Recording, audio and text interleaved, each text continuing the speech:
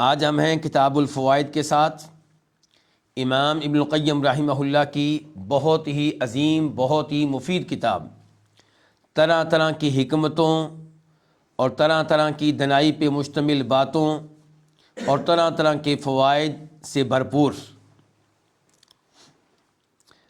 اور صفحہ ہے اس کتاب کے اس ایڈیشن کے مطابق جس کی تحقیق کی ہے شیخ محمد عزیر شمس رحمہ اللہ نے، 157 اور اس کتاب کا وہ ایڈیشن جس کی تحقیق کی ہے ڈاکٹر عبدالباسط المشہدانی نے، اس کے اعتبار سے صفحہ ہوگا 203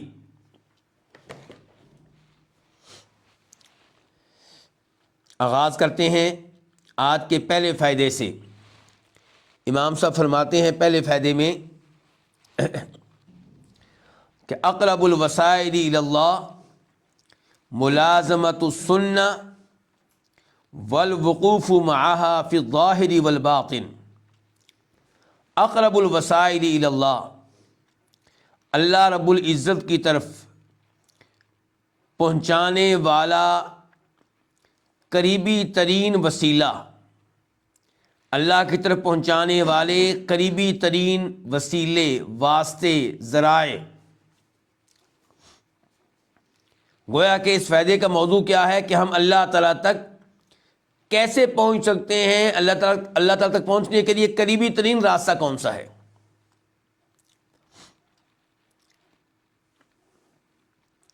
اور اللہ تعالیٰ قرآن حکیم میں کہتے ہیں کہ وسیلہ تلاش کرو مجھ تک پہنچنے کے لیے۔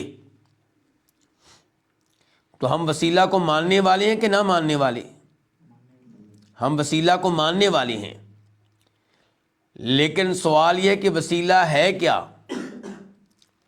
اللہ تعالیٰ فرماتے ہیں یا ایھا الذین آمنوا اتقوا اللہ وابتغوا الیہ الوسیلہ، اے ایمان والو اللہ سے ڈرو اور اللہ تعالیٰ تک پہنچنے کے لیے وسیلہ طلب کرو، وسیلہ ڈھونڈو، وسیلہ تلاش کرو۔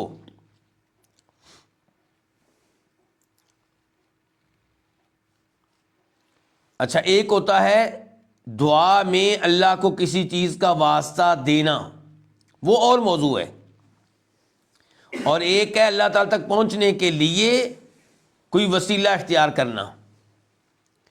تو دعا میں آپ کس چیز کو وسیلہ بنائیں گے وہ تو آپ سب جانتے ہیں کہ یا آپ وسیلہ بنائیں گے اللہ تعالیٰ کے ناموں اور اللہ کی صفات کو، آپ اللہ کو واسطہ دیں گے اللہ کے ناموں کو اور صفات کا، تاکہ اللہ تعالیٰ آپ کی دعا قبول کر لے اور قبولیت کا امکان بڑھ جائے۔ مثال کے طور پہ یا اللہ تو رزاق ہے مجھے رزق دے، یا اللہ تو شافی ہے مجھے شفا دے، یا اللہ تو رحمان ہے میرے اوپر رحمت نازل فرما، یا حی یا قیوم برحمتک استغیث، میں تو اس سے فریاد کرتا ہوں برحمتک، تیری رحمت کے وسیلے اور واسطے سے۔ دوسرے نمبر پہ دعا میں آپ وسیلہ کے طور پہ پیش کر سکتے ہیں اللہ تعالیٰ کو اپنے نیک اعمال، اور اس کی دلیل وہ حدیث ہے جس میں آتا ہے کہ 3 آدمی غار میں پھنس گئے تھے اور انہوں نے اللہ تعالیٰ کو واسطے دیے تھے اپنے اپنے نیک اعمال کے۔ اس وسیلے کا ثبوت قرآن سے بھی ملتا ہے۔ مثال کے طور پہ ربنا اننا آمنا فاغفر لنا ذنوبنا، کہ اے ہمارے رب چونکہ ہم ایمان لے آئے ہیں اس لیے ہمارے گناہ معاف کر دے۔ کیوں معاف کر دے؟ کیونکہ ہم ایمان لے آئے ہیں، تو ایمان کو وسیلہ بنایا جا رہا ہے۔ اور تیسرے نمبر پہ آپ وسیلہ دعا میں کس کو بنائیں گے؟ اس زندہ انسان کو جس کو آپ نیک سمجھتے ہیں، اس کی ذات کو نہیں، اس کی جا کو نہیں، اس کی شان اور مقام و مرتبہ کو نہیں، کس کو؟ پھر اس کی دعا کو۔ اس سے کہنا کہ آپ میرے لیے دعا کریں۔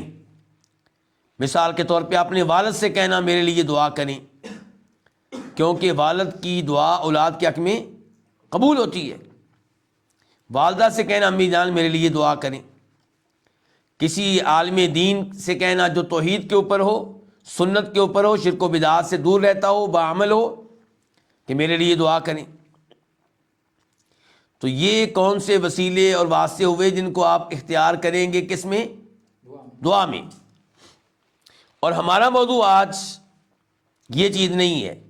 ہمارا موضوع آج ہے اللہ تعالیٰ تک پہنچیں گے کیسے، اللہ کو پائیں گے کیسے، اللہ کو راضی کیسے کر سکتے ہیں، اللہ سے محبت کرنے والے کیسے بن سکتے ہیں، اللہ کے محبوب بندے کیسے بن سکتے ہیں.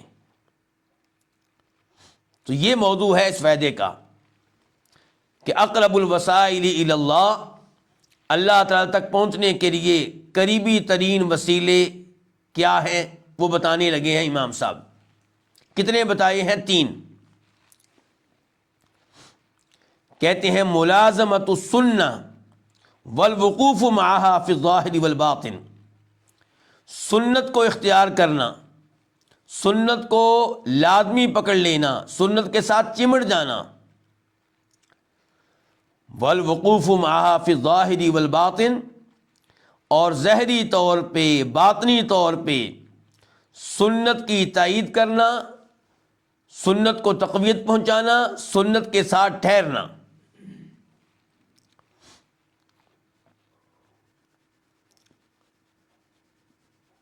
کیا دلیل ہے کہ سنت ایسا وسیلہ ہے جس کو آپ اختیار کریں گے تو آپ اللہ تعالیٰ تک بہت جلدی پہنچ جائیں گے؟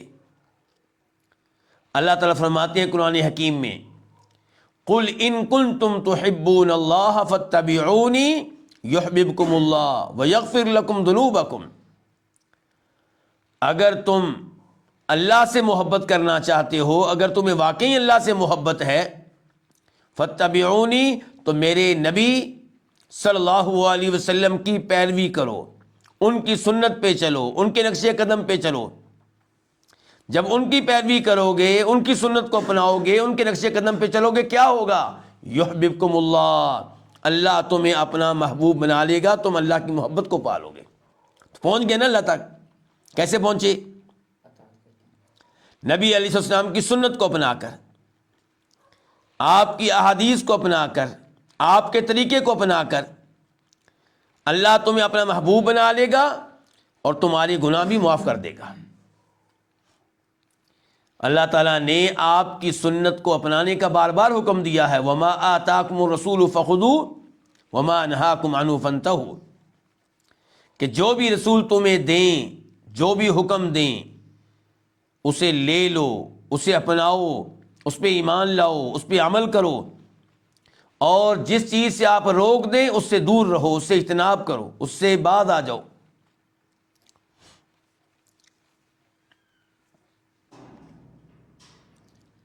اسی موضوع پہ ایک حدیث بھی آپ کے سامنے رکھنا چاہوں گا.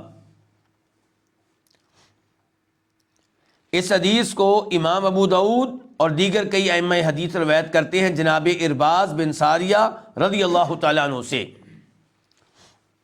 کہتے ہیں کہ نبی علیہ الصلوۃ والسلام نے ارشاد فرمایا اوصیکم بتقوی اللہ، میں تمہیں وصیت کرتا ہوں کہ اللہ سے ڈرتے رہنا، تقوی کو اختیار کرنا. وَإِنْ عَبْدًا حَبَشِيًّا وَالسَّمْعِ وَطَاعَ وَإِنْ عَبْدًا حَبَشِيًّا، اور دوسرے نمبر پہ میں تمہیں وصیت کرتا ہوں کہ تمہارا جو کوئی بھی حکمران ہو اس کی گفتگو سننا، اس کی تقریر کو سننا، اس کے خطبے کو سننا، اور پھر اس کی باتیں ماننا، اس کے آرڈر کو ماننا. وَإِنْ عَبْدًا حَبَشِيًّا، چاہے وہ حکمران غلام ہو، حبشی ہو. فَإِنَّهُ مَن يَعِشْ مِنكُم بَعْدِي، کیونکہ جو تم میں سے میرے بعد زندہ رہے گا، میرے بعد اس کو عمر ملے گی، تو وہ کیا ہوگا؟ فَسَيَرَىٰ اخْتِلَافًا كَثِيرًا، وہ امت میں بہت اختلاف پائے گا. اختلاف ہی اختلاف، یہ مسلمان کچھ اور کہہ رہے ہیں، وہ کچھ اور کہہ رہے ہیں، کس کی بات مانوں، کس کی چھوڑوں، کن کو سچا جانوں، کن کو جھوٹا قرار دوں. فرمایا فَعَلَيْكُمْ بِسُنَّتِي، میری سنت کو اختیار کرنا، میری سنت کو لازمی طور پہ پکڑ لینا، میری سنت کو سینے سے لگا لینا. وسنت الخلفاء الراشدین المہدیین، اور میرے بعد جو حکمران آئیں گے، خلفاء آئیں گے ہدایت یافتہ، ان کی سنت کو بھی اختیار کرنا۔ اس سے کیا پتہ چلا کہ نبی علیہ السلام کی سنت کو بھی اپنایا جائے گا اور خلفائے راشدین کی سنت کو بھی اپنایا جائے گا۔ خلفائے راشدین کی سنت سے کیا مراد ہے؟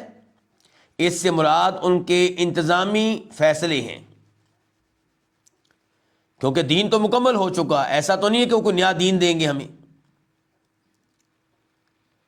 اس سب کے باوجود اگر کہیں پہ خلفائے راشدین کا کوئی آرڈر، ان کا کوئی قول، ان کا کوئی فتویٰ نبی علیہ السلام کی سنت سے ٹکرائے گا تو کس کو لیا جائے گا؟ نبی علیہ السلام کی سنت کو لیا جائے گا۔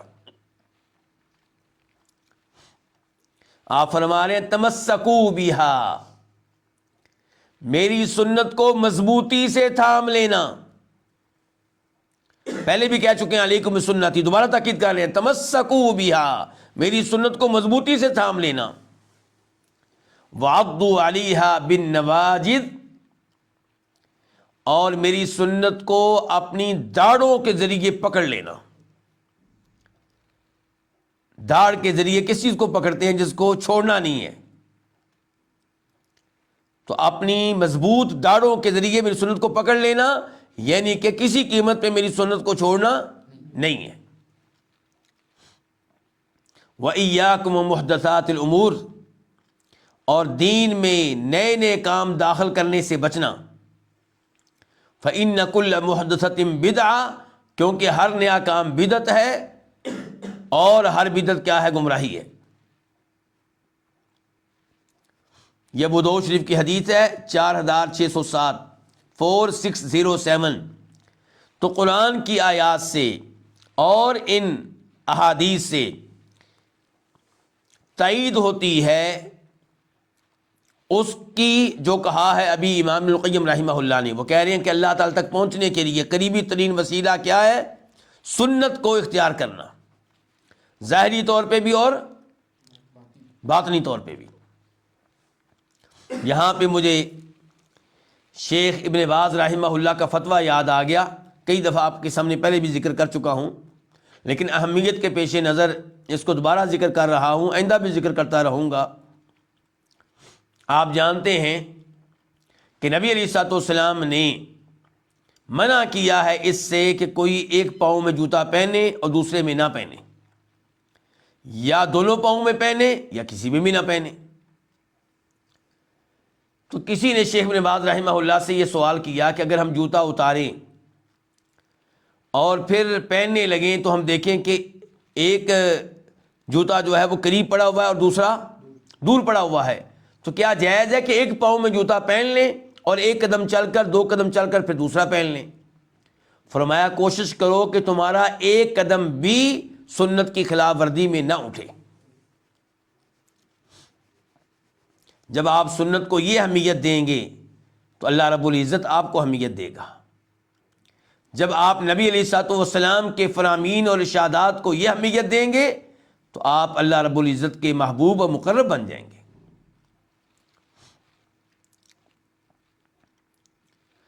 وَدَوَامُ الْإِفْتِقَارِ إِلَى اللَّهِ، ہمارا موضوع کیا چل رہا ہے جی؟ اللہ تعالی تک پہنچنے کے لیے قریبی ترین وسیلے، راستے، ذرائع، طریقے۔ تو پہلا کیا بتایا تھا؟ آپ کی سنت کے اوپر عمل کرنا، اس کو سینے سے لگا لینا، اس کے ساتھ چمٹ جانا۔ اور دوسرے نمبر پہ کیا کہہ رہے ہیں؟ وَدَوَامُ الْإِفْتِقَارِ إِلَى اللَّهِ، اور اللہ رب العزت کی طرف ہمیشہ محتاج رہنا، ہمیشہ اللہ تعالیٰ کا محتاج بن کر رہنا۔ اس میں کوئی شک و شبہ نہیں ہے کہ ہم سب اللہ تعالیٰ کے کیا ہیں؟ محتاج ہیں۔ یا ایھا الناس انتم الفقراء الی اللہ، اے لوگو تم سب کے سب اللہ تعالیٰ کے محتاج ہو۔ واللہ الغنی الحمید، اور اللہ تعالیٰ ہی ہے جو سب سے بے نیاز ہے، جو کسی کا محتاج نہیں۔ تو اس میں تو کوئی شک و شبہ نہیں کہ ہم سب اللہ کے محتاج ہیں۔ ہماری سانسیں چل رہی ہیں تو کیوں؟ کیونکہ اللہ تعالیٰ کی مشیت اور ارادہ ہے، اللہ تعالیٰ چلا رہا ہے۔ ہمارا دل، اس کی دھڑکنیں کس کے ہاتھ میں ہیں؟ اللہ تعالیٰ کے ہاتھ میں۔ ہمارا کھانا پینا یہ دینے والا کون ہے؟ اللہ تعالیٰ ہے۔ کھانا دینے والا بھی وہی، اور اسے ہمارے پیٹ میں اتارنے والا بھی وہی، اور ہمارے پیٹ کا سسٹم وہ بھی اس کے ہاتھ میں ہے۔ تو ہم محتاج ہیں اللہ تعالیٰ کے ایک ایک لمحے میں، لیکن اللہ تعالیٰ کا محتاج ہونا اور چیز ہے، اور یہ احساس رکھنا کہ میں اللہ کا محتاج ہوں یہ اور چیز ہے۔ تباہ ہو گئے وہ لوگ جو سمجھتے ہیں کہ ہم اللہ تعالیٰ کے محتاج نہیں ہیں، تباہ ہو گئے وہ لوگ جو سمجھتے ہیں کائنات کا نظام خود بخود چل رہا ہے۔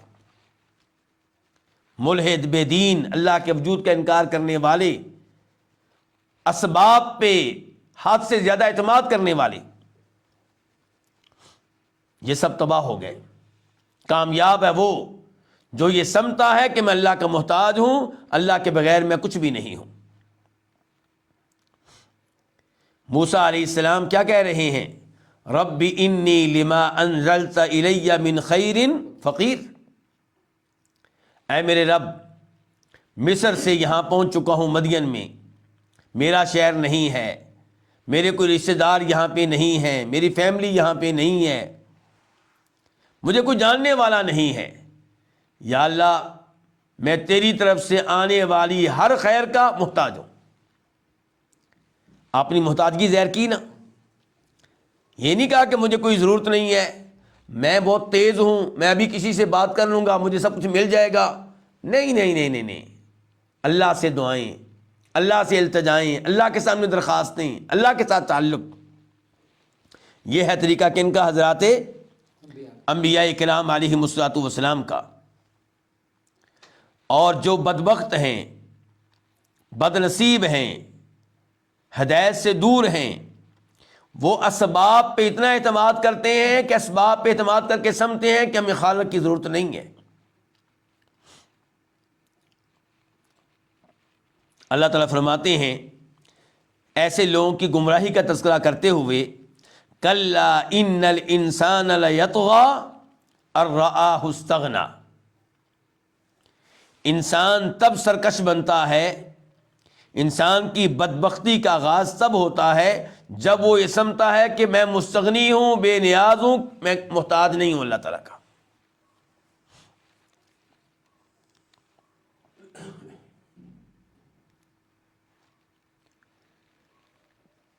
تو انسان کو چاہیے ہر وقت اللہ سے سوال کرے، اللہ سے مانگے، اللہ سے دعائیں کرے، اسباب کو اختیار کرنے کے بعد اعتماد اسباب پہ نہ ہو، اسباب کے رب پہ ہو۔ انبیاء کرام علیہ السلام کو دیکھ لیں، جب انہوں نے جنگیں کی ہیں تو کیسے کی ہیں؟ جو وسائل موجود تھے، جو اسباب موجود تھے، جو سامان موجود تھا، جو ہتھیار موجود تھے، جو تعداد موجود تھی، جو فوج موجود تھی، اسے لے کر میدان میں پہنچے، اور پھر اللہ کے سامنے رو رہے ہیں، گڑ گڑا رہے ہیں۔ نبی علیہ السلام نے بدر کی رات اللہ سے کیسے دعائیں کی ہیں، ذرا وہ حدیث پڑھ کر دیکھیں۔ حتیٰ کہ صحابہ کرام کو آپ پہ ترس آنے لگا۔ ابو بکر صدیق آئے رضی اللہ عنہ، انہوں نے کہا اللہ کے رسول بس کر دیں، آپ کا رب آپ کو رسوا نہیں کرے گا۔ تو کیا آپ نے اللہ کے سامنے اپنی محتاجگی کا اظہار کیا کہ نہیں کیا؟ کیا۔ انبیاء کرام علیہ السلام کی دعاؤں کا یہی تو مطلب ہے۔ تو مجھے اور آپ کو بھی کہنا چاہیے اللہم رحمتک ارجو، اے اللہ صرف تیری رحمت کے اوپر امیدیں لگائے ہوئے ہوں، صرف تیری، اپنے اسباب پہ نہیں، امیدیں اپنے اسباب پہ نہیں ہیں، اپنی ڈگری پہ نہیں ہے، اپنی عقل پہ نہیں ہے، یہ میں نہیں کہ میں بڑی شے ہوں، یا اللہ صرف تیری رحمت کے اوپر میری امیدیں ہیں۔ فلا تکلنی الی نفسی طرفۃ عین، یا اللہ ایک لمحے کے لیے بھی مجھے میرے حوالے نہ کرنا۔ وَأَصْلِحْ لِي شَأْنِي كُلَّهُ، یا اللہ میرے سارے کام سنوار دے۔ لا الہ الا انت، میں اقرار کرتا ہوں، میں ایک دفعہ پھر اعلان کرتا ہوں، تیرے علاوہ کوئی ایسا نہیں ہے جو کسی قسم کی عبادت کے لائق ہو۔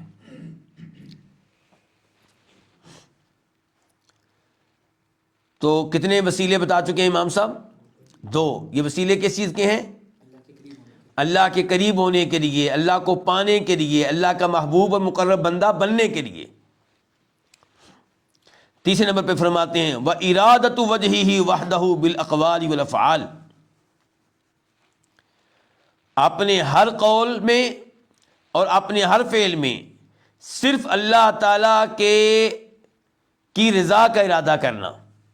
جو بھی نیک عمل کر رہے ہیں، جو بھی اچھے کلمات کہہ رہے ہیں، جو بھی اچھی گفتگو کر رہے ہیں، اس کا مقصد کیا ہو؟ صرف اللہ کو راضی کرنا، اللہ کی خوشنودی کو پانا، اللہ کی محبت کو پانا۔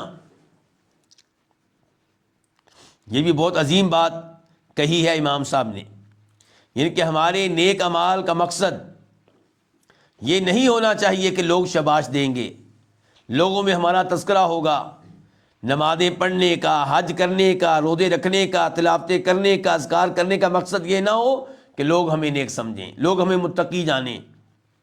نہیں، مقصد یہ ہو کہ اللہ رب العزت راضی ہو جائے۔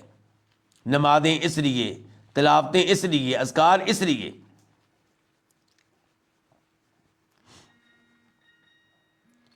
اللہ رب العزت قرآن حکیم ارشاد فرماتے ہیں وَلَا تَطْرُدِ الَّذِينَ يَدْعُونَ رَبَّهُمْ بِالْغَدَاةِ وَالْعَشِيِّ يُرِيدُونَ وَجْهَهُ،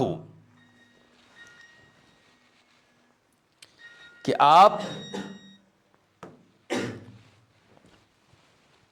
آپ ان لوگوں کو مت دھتکاریں، آپ ان لوگوں کو مت نکالیں، آپ ان لوگوں کو اپنے آپ سے مت دور کریں جو صبح و شام رب کی عبادت کرتے ہیں، رب سے دعائیں کرتے ہیں۔ رب سے دعائیں کیوں کرتے ہیں؟ رب کی عبادت کیوں کرتے ہیں؟ یریدون وجہہ، رب کو راضی کرنا چاہتے ہیں۔ عبادت کا ان کا مقصد کیا ہے؟ رب کو راضی کرنا چاہتے ہیں۔ تو یہ دیکھیں اللہ کے کتنے پیارے ہو گئے یہ لوگ، کہ اللہ تعالیٰ کہہ رہا ہے نبی علیہ السلام یہ میرے اتنے پیارے ہیں، میرے اتنے مقرب ہیں کہ آپ کو اجازت نہیں ہے کہ آپ ان کو اپنے آپ سے دور کریں۔ کفار، ان کے جو بڑے بڑے چودھری لوگ تھے، وہ چاہتے تھے کہ ہم محمد صلی اللہ علیہ وسلم کے قریب ہونے کے لیے تیار ہیں، شرط یہ ہے کہ یہ جو نکمے سے لوگ ہیں، حقیر قسم کے لوگ ہیں اور رذیل قسم کے لوگ ہیں، ان کو یہ اپنے آپ سے دور کریں۔ جناب بلال کو، جو اللہ کے ہاں بہت عظیم ہے، عبداللہ ابن مسعود، اس قسم کے دیگر صحابہ کرام جن کا کفار کے معیار کے مطابق کوئی مقام و مرتبہ نہیں تھا، لیکن اللہ کے ہاں ان کا مقام و مرتبہ کتنا ہے۔ اللہ نے کہا کہ اے نبی علیہ السلام یہ چودھری آئیں یا نہ آئیں، یہ ایمان لائیں یا نہ لائیں، ان کو دور کرنے کی اجازت نہیں ہے۔ یہ آپ کی مجلس میں بیٹھیں گے، ان کا یہ کہنا کہ یہ اٹھیں تو تب ہم آپ کے پاس بیٹھیں گے، یہ اللہ تعالیٰ کے ہاں قابل قبول نہیں ہے۔ تو پتہ چلا کہ عمل اگر آپ اللہ کے لیے کرتے ہیں تو اللہ تعالیٰ کس قدر آپ کے اوپر راضی ہوتا ہے، اللہ تعالیٰ کس قدر آپ کے اوپر خوش ہوتا ہے۔ مسلم شریف کی حدیث ہے، فرماتے ہیں نبی علیہ الصلوۃ والسلام من عمل عملا اشرک فیہ معی غیری ترکتہ وشرکہ، جو کوئی بھی ایسا عمل کرے جس میں میرے ساتھ اوروں کو شریک کر لے، میں اس کو بھی چھوڑ دیتا ہوں، اس کے عمل کو بھی چھوڑ دیتا ہوں۔ مجھے اس کا ایسا نیک عمل مجھے نہیں چاہیے جس کا مقصد میرے علاوہ کسی اور کو راضی کرنا ہو۔ وہ نماز اللہ کو نہیں چاہیے جس کا مقصد کیا ہو، لوگ شاباش دیں۔ یہ مسلم شریف کی حدیث ہے 2985 2985۔ صحابہ کرام کا تذکرہ کرتے ہوئے اللہ تعالیٰ کیا کہتے ہیں ایک اور مقام پہ؟ محمد الرسول اللہ، محمد کیا ہیں؟ اللہ کے رسول ہیں صلی اللہ علیہ وسلم۔ والذین معہ، اور وہ جو آپ کے ساتھ ہیں، جنہیں آپ کی صحبت میں، معیت میں رہنے کا موقع ملا، ان کے صحابہ کرام وہ کیا ہیں؟ والذین معہ اشداء علی الکفار رحماء بینہم، جو اللہ کے دشمن ہیں، کافروں میں سے جو اللہ کے دشمن ہیں ان کے لیے وہ سخت ہیں۔ کون؟ صحابہ کرام۔ رحماء بینہم، آپس میں بڑا پیار، آپس میں رحم دل. تراہم رکعا سجدا، اللہ تعالیٰ فرماتے ہیں آپ ان کو دیکھیں گے کبھی رکوع کی حالت میں، کبھی سجدے کی حالت میں. یا اللہ ہمیں کیا پتا کہ یہ رکوع سجود کیوں کرتے ہیں، نمازیں کیوں پڑھتے ہیں، ہو سکتا ہے لوگوں سے شباش لینا چاہتے ہوں. اللہ نے کہا میں گواہی دیتا ہوں یبتغون فضلا من اللہ ورضوانا، ان کی نمازوں کا مقصد صرف اور صرف مجھے راضی کرنا ہے، میرا فضل چاہتے ہیں، میری رضا چاہتے ہیں. تو دیکھیں چونکہ وہ عبادت کرتے تھے اللہ کو راضی کرنے کے لیے اخلاص کے ساتھ، ریاکاری مقصد نہیں تھا، شہرت مقصود نہیں تھی، تو اللہ تعالیٰ کس قدر ان پہ راضی ہوا اور وہ اللہ تعالیٰ کو حاصل کرنے میں کامیاب ہو گئے. اللہ کی محبت انہوں نے پا لی کہ اللہ نے ان کی شان قرآن میں بیان کی.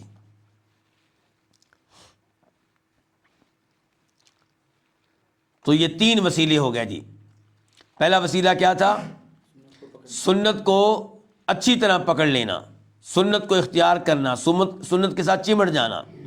دوسرے نمبر پہ اللہ کے سامنے اپنی محتاجگی کا اظہار، اور ہمیشہ دوام مسلسل. اور تیسرے نمبر پہ یہ کہ جو بھی آپ گفتگو کریں اچھی، جو بھی آپ اچھا عمل کریں، اس کا مقصد کیا ہو؟ صرف اللہ کو راضی کرنا. امام صاحب کہتے ہیں وما وصل احد الی اللہ الا من هذه الثلاثه، جو بھی اللہ تعالیٰ تک پہنچا ہے، جو بھی اللہ تعالیٰ تک پہنچنے میں کامیاب ہوا ہے، وہ انہی 3 چیزوں کے ذریعے اللہ تعالیٰ تک پہنچنے میں کامیاب ہوا ہے. جس نے اللہ کی محبت پائی، جس کو اللہ کا قرب ملا، انہی 3 اعمال کے ذریعے ملا ہے. تو پیغام دے رہے ہیں مجھے اور آپ کو کہ اگر آپ اللہ کو حاصل کرنا چاہتے ہیں، اللہ کی محبت کو پانا چاہتے ہیں، اللہ کا قرب پانا چاہتے ہیں، تو ان 3 اعمال کا اہتمام کریں.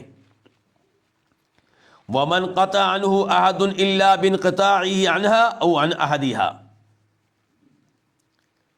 اور نہیں کوئی اللہ تعالیٰ سے کٹا،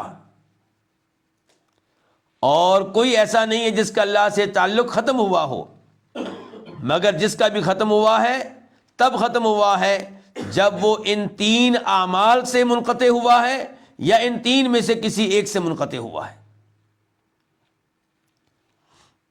تو کیسا ہے یہ فائدہ جی؟ بہت عظیم فائدہ ہے. امام ابن القیم رحمہ اللہ ہمارے سامنے قرآن و حدیث کا خلاصہ رکھتے ہیں. اس کے پیچھے ان کا مطالعہ ہوتا ہے 20 سالوں کا، 30 سالوں کا، 40 سالوں کا. دوسرا فائدہ آج کا،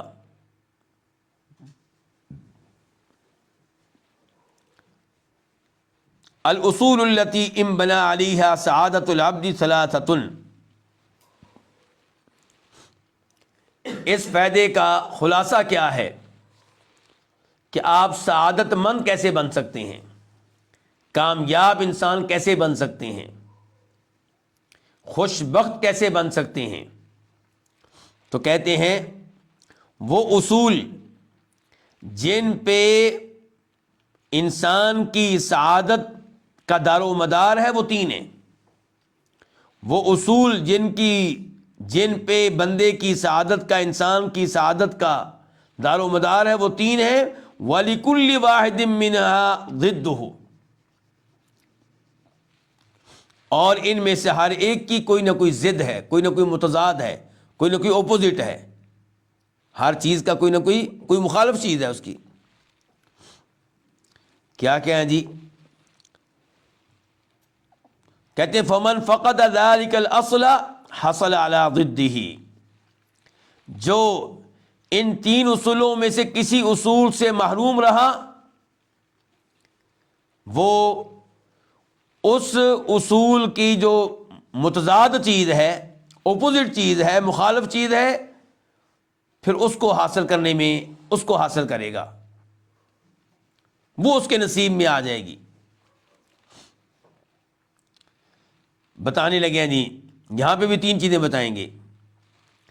کہتے ہیں نمبر 1 التوحید وضدہ الشرک. آپ سعادت مند کیسے بن سکتے ہیں، کامیاب انسان کیسے بن سکتے ہیں؟ جب آپ کو کیا مل جائے؟ توحید، اور اس کی متضاد چیز، اس کے اپوزٹ کیا ہے؟ شرک. یہ ہے جی سعادت کا اور کامیابی کا دار و مدار۔ جو شرک کے اوپر ہے وہ چاہے چاند پہ پہنچ جائے، چاہے سورج پہ پہنچ جائے، چاہے ساری دنیا کی بادشاہت ان کے ہاتھ میں آ جائے، وہ ناکام ہیں، وہ کامیاب نہیں ہیں، ان کو کامیاب سمجھنا ترک کر دیں۔ آج ہمارے جو پروگرام ہوتے ہیں اس میں مسلمان مقررین کیا کہہ رہے ہوتے ہیں کہ یورپ کیسے ترقی کر گیا، یورپ کیسے کامیاب ہو گیا، وہ کیسے آگے نکل گئے۔ کہاں آگے نکل گیا بھائی؟ جن کو رب نہیں مل سکا، جن کو محمد رسول اللہ صلی اللہ علیہ وسلم جیسا عظیم لیڈر اسے ماننے کا موقع نہیں مل سکا، ان کا کلمہ پڑھنے کی توفیق نہیں مل سکی، وہ کامیاب کیسے ہو سکتے ہیں؟ کامیاب تو آپ ہیں جن کے پاس قرآن جیسی نعمت ہے،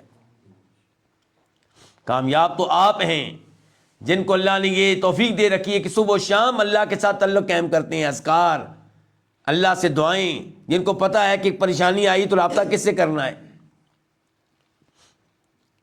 تو یہ ہے جو توحید جس کے پاس نہیں ہے وہ کچھ بھی نہیں ہے، وہ دنیا کا گندہ ترین انسان ہے، حقیر ترین انسان ہے، ناکام ترین انسان ہے۔ اپنی سوچ تبدیل کریں، جس کے ذریعے آپ طے کرتے ہیں کہ کامیاب کون ہے، ناکام کون ہے، وہ سوچ تبدیل کریں۔ تو امام صاحب کہہ رہے ہیں پہلے نمبر پہ پہلا اصول جس پہ بندے کی سعادت کا دار و مدار ہے وہ توحید ہے اور اس کی ضد شرک ہے۔ کیسے پتا چلا کہ صاحب توحید سعادت مند ہے، کامیاب ہے، اور جو شرک کے اوپر ہے وہ ناکام ہے؟ اللہ تعالیٰ کہتے ہیں الذین آمنوا ولم یلبسوا ایمانہم بظلم اولئک لہم الامن وہم مہتدون۔ سورہ انعام کہ وہ لوگ جو ایمان لے آئے اور اپنے ایمان کو شرک کے ساتھ مکس نہیں ہونے دیا، شرک کو اپنے ایمان کے ساتھ ملنے نہیں دیا، اپنے ایمان کو شرک سے پاک رکھا، اولئک لہم الامن، یہی وہ لوگ ہیں جن کے لیے امن ہے، بے خوفی ہے، یہ وہ ہے جن کو کوئی ٹینشن نہیں، کوئی پریشانی نہیں۔ روز قیامت سب پریشان ہوں گے، یہ بے خوف ہوں گے۔ وہم مہتدون، اور دنیا میں یہ لوگ ہیں کامیاب، یہ ہیں سعادت مند، یہ ہیں ہدایت کے اوپر، یہ ہیں درست راستے پہ لگے ہوئے۔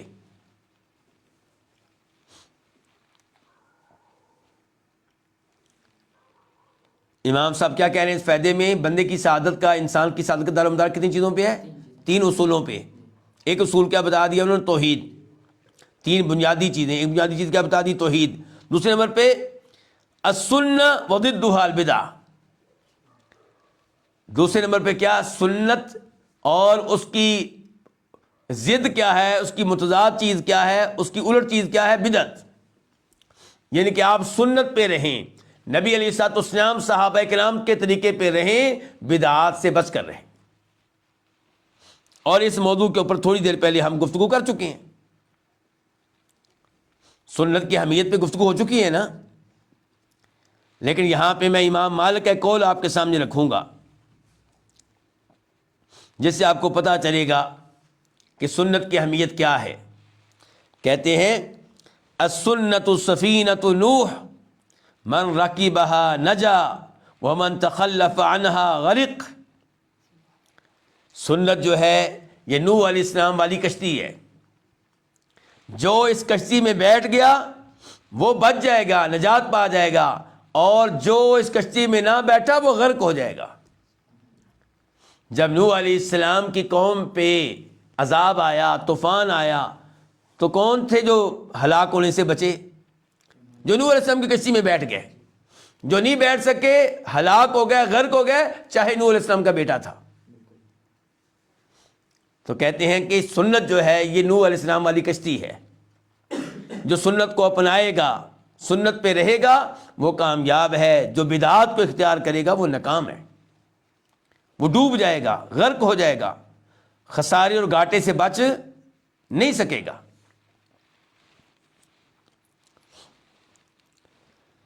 کہتے ہیں والطاعۃ وضدها المعصیہ۔ اور تیسری بنیادی چیز، تیسرا اصول جس کو آپ اپنائیں گے تو سعادت مند بن سکیں گے۔ وطاعہ وہ کیا ہے؟ اطاعت، حکم ماننا، کس کا؟ اللہ کے رسول کا۔ وضدھا، اور اس کی اپوزٹ چیز کیا ہے، اس کی متضاد چیز کیا؟ المعصیہ، اللہ کی نافرمانی۔ اگر آپ اللہ کے رسول کی اطاعت کریں گے تو آپ سعادت مند ہیں، کامیاب انسان ہیں۔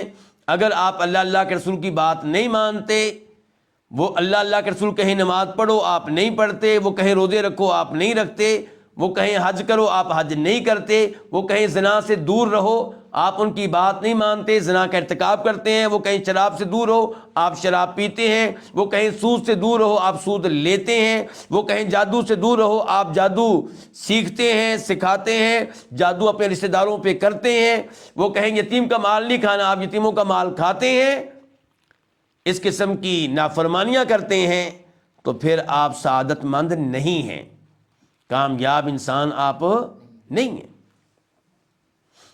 اللہ تعالیٰ نے بار بار اطاعت کا حکم دیا ہے، یا ایھا الذین آمنوا اطیعوا اللہ واطیعوا الرسول واولی الامر منکم، اے ایمان والو اللہ کی اطاعت کرو، اللہ کا ایک ایک حکم مانو، اور اللہ کے رسول علیہ السلام کا ایک ایک حکم مانو، اور جو تم میں سے حکمران ہیں ان کا حکم بھی مانو۔ ایک اور جگہ اللہ تعالیٰ کہتے ہیں وَإِن تُطِيعُوهُ تَهْتَدُوا، اگر ہمارے نبی کی بات مانو گے، ان کی اطاعت کرو گے، تَهْتَدُوا، تب تمہیں ہدایت ملے گی، تب تم کامیاب انسان بن سکو گے، تب تم جنت کے راستے پہ لگ سکو گے۔ اور اگر کوئی نبی علیہ السلام کی اطاعت نہیں کرتا، آپ کی نافرمانی کرتا ہے، فرمایا فَلْيَحْذَرِ الَّذِينَ يُخَالِفُونَ عَنْ أَمْرِهِ أَن تُصِيبَهُمْ فِتْنَةٌ أَوْ يُصِيبَهُمْ عَذَابٌ علیم، وہ لوگ جو نبی علیہ السلام کے احکام کی مخالفت کرتے ہیں، اعراض کرتے ہیں، منہ موڑتے ہیں، انہیں بچ کر رہنا چاہیے، ڈرنا چاہیے کہیں ایسا نہ ہو کہ اللہ تعالیٰ انہیں کسی فتنے میں مبتلا کر دے، ایمان کی دولت سے محروم کر دے، یا اللہ تعالیٰ ان پہ کوئی دردناک عذاب بھیج دے۔ نبی علیہ السلام نے ارشاد فرمایا تھا، بخاری شریف کی حدیث ہے، کل امتی یدخلون الجنت الا من ابا، میری ساری امت جنت میں جائے گی سوائے اس کے جو خود ہی جنت میں جانے سے انکار کر دے۔ صحابہ کرام نے کہا اللہ کے رسول وَمَن یَأْبَى، جنت میں جانے سے کون انکار کرے گا؟ جنت میں جانے کے لیے تو ہر کوئی تیار ہے۔ تو آپ نے سمجھایا کہ میرے اس جملے کا مطلب کیا ہے؟ فرمایا من اطاعنی فقد دخل الجنہ ومن عصانی فقد ابا، جو میرا ایک ایک حکم مانے یہ جنت میں جائے گا، اور جو میرے احکام کی خلاف ورزی کرے، میری اطاعت نہ کرے، تو یہ وہ ہے جس نے جنت میں جانے سے خود انکار کر دیا۔ جنت میں کون جائے گا؟ جو آپ کی اطاعت کرے گا، آپ کے حکم کو مانے گا، اللہ کی اطاعت کرے گا۔ دیکھیے صحابہ کرام کو کیسے اطاعت کرتے تھے اللہ کے رسول علیہ الصلوۃ والسلام کی، آپ ان کے واقعات پڑھیں گے تو آپ حیران رہ جائیں گے۔ امام صاحب فرماتے ہیں وَلِهَذِهِ الثَّلَاثَةِ ضِدٌّ وَاحِدٌ، اور ان تین چیزوں کی ایک ضد ہے، ان تین چیزوں کی مخالف ایک چیز ہے، ان تین چیزوں کے مد مقابل ایک چیز ہے۔ یہ کون سی تین چیزیں ہیں؟ یعنی کہ توحید، سنت اور اللہ کے رسول کی اطاعت۔ ان تین چیزوں کی اپوزٹ چیز، مخالف چیز، مد مقابل چیز ایک ہے۔ پہلے ہر ایک کی الگ الگ بتائی، پھر تینوں کو ملا کے کہتے ہیں اب تینوں کو ایک سائڈ پہ رکھیں تو ان کے مد مقابل ایک چیز ہے۔ وہ کیا ہے؟ وَهُوَ خُلُوُّ الْقَلْبِ مِنَ الرَّغْبَةِ فِي اللَّهِ وَفِي مَا عِندَهُ وَمِنَ الرَّهْبَةِ مِنْهُ وَمِمَّا عِندَهُ، دل کا خالی رہنا اللہ میں رغبت رکھنے سے، اور ان چیزوں میں رغبت رکھنے سے جو اللہ کے پاس ہیں۔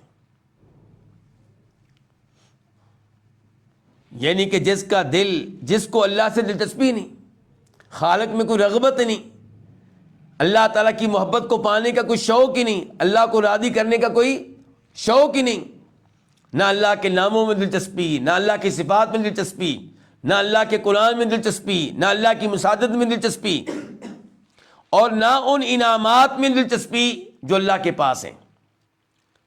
جنت میں جانے کا کوئی شوق ہی نہیں۔ جنت کی باتیں علماء کرام کر رہے ہوں گے اور وہ سمجھ رہا ہوگا فضول باتیں کر رہے ہیں۔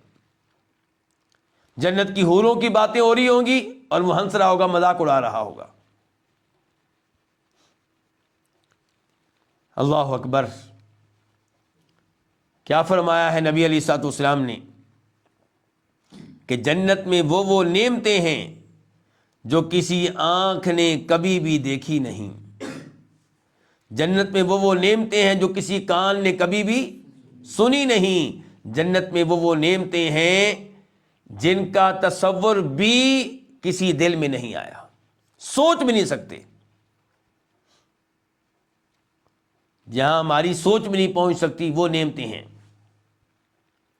اور کبھی کہا جاتا ہے اور صحیح حدیث ہے کہ جنت میں ایک کوڑے کے برابر جگہ مل جائے تو اتنی سی جگہ دنیا اور دنیا کی تمام نعمتوں سے افضل اور بہتر ہے۔ یہ ہے جنت۔ لیکن جس انسان کو اللہ میں رغبت نہیں، اللہ کے ناموں میں رغبت نہیں، اللہ سے دعا کرنے میں رغبت نہیں، اللہ کے لیے نماز پڑھنے میں رغبت نہیں، اور اللہ کی طرف سے ملنے والی نعمتوں میں رغبت نہیں، تو یہ سعادت مند نہیں بن سکے گا، یہ سعادت مند نہیں بن سکے گا۔ وَمِنَ الرَّهْبَةِ مِنْهُ، اسی طرح دل کا خالی ہونا، کس سے؟ اللہ کے خوف سے، اللہ کا ڈر ہی نہیں۔ اس کا مطلب ہے کہ اللہ کی کوئی اہمیت نہیں ہے اس کے ہاں۔ اللہ تعالیٰ بار بار قرآن میں خبردار کرتے ہیں کہ میرے غصے سے بچ جاؤ، میرے عذاب سے بچ جاؤ، جہنم سے بچ جاؤ، بچا لو اپنے آپ کو جہنم کی آگ سے۔ وَيُحَذِّرُكُمُ اللَّهُ نَفْسَهُ، قرآن کریم کی کیا آیت ہے کہ اللہ تعالیٰ تمہیں اپنے آپ سے خبردار کرتا ہے ان کے میرے غضب سے، میرے غصے سے، میرے عذاب سے بچ جاؤ۔ لیکن اس کو کوئی دلچسپی نہیں ہے، اللہ سے کوئی ڈر نہیں ہے، جبکہ علماء کون ہوتے ہیں؟ انما یخشی اللہ من عباد العلماء، وہ اللہ سے ڈرنے والے ہوتے ہیں۔ جو کوئی جتنا زیادہ اللہ کے بارے میں علم رکھتا ہے اسی قدر زیادہ اللہ تعالیٰ سے ڈرنے والا ہے۔ نبی علیہ السلام نے کتنی بار کہا ہے، کتنی حدیث میں کہا ہے کہ لوگوں میں تم میں سے سب سے زیادہ اللہ سے ڈرنے والا ہوں۔ اور ہمارے آج کل کے لوگ اس کے الٹ سمجھتے ہیں۔ کیا؟ وہ سمجھتے ہیں کہ شاید اللہ کے نبی اللہ سے ڈرنے والے نہیں تھے علیہ الصلاۃ والسلام، بلکہ اس کی بجائے کیا تھا؟ مقام و مرتبہ اتنا اونچا ہے کہ اللہ تعالیٰ آپ کی بات ماننے پہ روز قیامت کیا ہو جائے گا؟ مجبور ہو جائے گا۔ جبکہ اللہ نے کہا وَلَمْ يَكُنْ لَهُ وَلِيٌّ مِّنَ الذُّلِّ، میرا کوئی ایسا دوست نہیں ہے جو میری کمزوری ہو، ایسا کوئی دوست نہیں ہے جو میری کمزوری ہو، ایسا کوئی محبوب نہیں ہے جو میری کمزوری ہو۔ اللہ کے محبوب بہت ہیں، لیکن اللہ کا جو کوئی جتنا زیادہ محبوب ہے اسی قدر اللہ سے ڈرنے والا ہے۔ روز قیامت کیا صورتحال ہوگی؟ شفاعت کی جب باری آئے گی تو آدم علیہ السلام، نوح علیہ السلام، ابراہیم علیہ السلام، موسیٰ علیہ السلام، ہر ایک کیا کہہ رہے ہیں؟ ان ربی قد غضب اليوم غضبا لم یغضب قبلہ مثلہ ولن یغضب بعدہ مثلہ، کہ رب العالمین بڑے غصے میں ہے، اتنے غصے میں نہ پہلے کبھی تھا نہ آئندہ کبھی ہوگا۔ نفسی نفسی، مجھے تو اپنی فکر ہے، مجھ میں شفاعت کرنے کی ضرورت نہیں ہے، کسی اور کے پاس جاؤ۔ یہ ہے اللہ کا ڈر، اللہ کے غضب۔ اور نبی علیہ السلام کیا دعا کیا کرتے تھے؟ سیدہ عائشہ کیا فرماتی ہیں کہ ایک رات آپ میرے گھر میں تھے، لیکن رات کو بستر پہ میں جاگی تو دیکھا موجود نہیں ہے، تو میں آپ کو تلاش کرنے لگی۔ کیسے؟ ہاتھوں کے ذریعے، اندھیرا تھا نا۔ تو کہتی ہیں جب میرے ہاتھ لگے تو وہ لگے آپ کے پاؤں کے تلوے پہ، پاؤں آپ کے کھڑے تھے اور آپ سجدے میں تھے، اور کیا کہہ رہے تھے؟ اللہم انی اعوذ برضاک من سخطک، وبمعافاتک من عقوبتک واعوذ بک منک لا احصی ثناء علیک انت کما اثنیت علی نفسک۔ اے اللہ میں تیرے غصے سے، تیری ناراضگی سے بچنے کے لیے اپنے آپ کو تیری رضا کی پناہ میں دیتا ہوں۔ ڈر رہے ہیں کہ نہیں؟ اللہ کے غصے سے ڈرتے ہیں کہ نہیں ڈرتے؟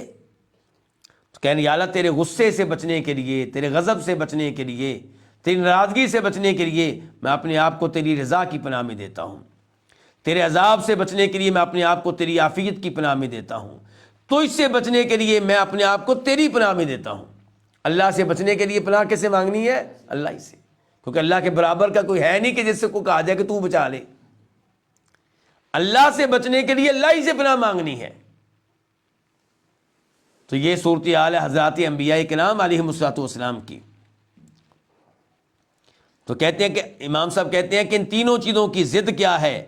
دل کا خالی ہونا اللہ میں رغبت رکھنے سے اور ان نعمتوں میں رغبت رکھنے سے جو اللہ کے پاس ہیں، نیز دل کا خالی ہونا اللہ کے خوف سے اور اس عذاب سے جو اللہ کے پاس ہے۔ اگر کوئی جہنم سے ڈرتا نہیں ہے تو وہ سعادت مند نہیں بن سکے گا۔ اور آج کل کئی صوفی لوگ ایسے نعرے لگاتے ہیں کیا کہ جی ہم اللہ کی عبادت کرتے ہیں لیکن جنت کی وجہ سے نہیں، نہ جہنم سے بچنے کے لیے۔ ہم سودے بازی کے قائل نہیں ہیں، ہم خالص اللہ کی عبادت کرتے ہیں۔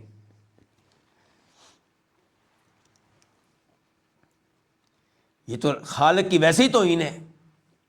خالق کہے کہ جنت کے لیے دوڑ لگاؤ، مقابلے لگاؤ، ایک دوسرے سے زیادہ نیک عمل کرو جنت لینے کے لیے، اور آپ کہیں ہمیں کوئی جنت کی ضرورت نہیں ہے۔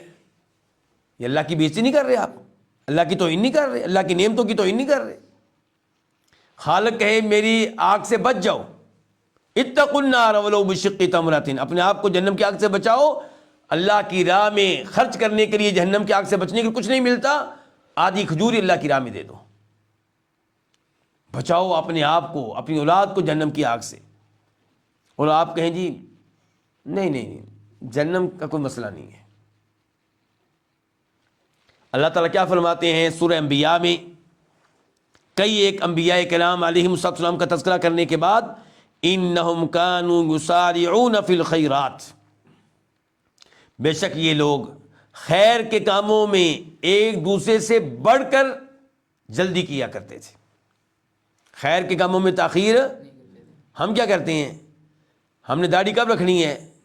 حج کے بعد، وہ پتہ نہیں کب ہوگا۔ ہم نے داڑھی کب رکھنی ہے؟ آئندہ رمضان کے بعد۔ ہم نے توبہ کب کرنی ہے جی؟ آئندہ رمضان کے بعد۔ ہم نے نمازیں کب شروع کرنی ہے؟ داڑھی سفید ہو جانے کے بعد۔ لیکن انبیاء کرام علیہم السلام انہم کانوا یسارعون فی الخیرات ویدعوننا، اللہ تعالیٰ کہتے ہیں یہ نبی ہم سے دعائیں کرتے تھے، ہماری عبادت کرتے تھے، رغبا ورہبا، ہم سے ڈرتے ہوئے بھی اور ہم میں رغبت رکھتے ہوئے بھی۔ یہ ہے کامیابی، یہ ہے سعادت مند لوگوں کے کام۔ اللہ کی عبادت کرتے ہیں، عبادت کرتے ہوئے اللہ میں رغبت، اللہ کی نعمتوں میں رغبت، اللہ کا ڈر اور اللہ تعالیٰ کے عذاب سے بھی ڈر۔ وَكَانُوا لَنَا خَاشِعِينَ، فرمایا اللہ تعالیٰ نے اور وہ ہمارے لیے عاجزی کرنے والے تھے، خشوع و خضوع کرنے والے تھے۔ یہیں پہ آج کے درس کا اختتام کرتے ہیں۔ آئندہ فائدہ چونکہ بہت طویل ہے اس لیے آج اس کا آغاز نہیں کریں گے، انشاءاللہ اس کا آغاز آئندہ درس سے ہوگا، وہ بھی بہت قیمتی ہے۔ اللہ تعالیٰ ان فوائد سے صحیح معنوں میں ہمیں فائدہ اٹھانے کی توفیق بخشے۔ وآخر دعوانا ان الحمد للہ رب العالمین۔